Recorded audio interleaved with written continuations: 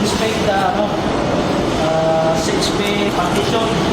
Naturally, yung mga ginagamit natin na standard sa on-site, gumamit tayo ng every 4 ECM on center na measurement natin sa bakal natin.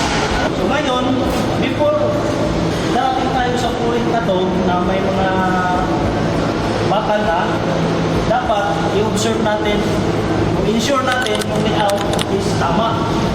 So, dapat may layout na sakto.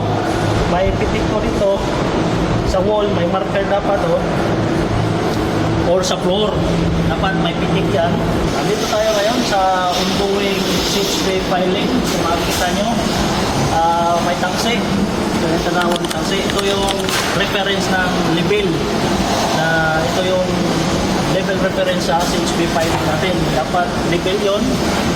Basta tandaan lang natin, implement ng mga wall partition, dapat nasa squareness, levelness, at saka sa tamang layout, yun na yun. Kung makikita nyo, ito yung nagtawag natin na mortar. Ito, mortar, sitting natin, bakit natin ikabit yung hollow block. Yan, napasok na. Then dapat, naka-staggered. Hindi yung pantay-pantay, dapat naka-staggered yan.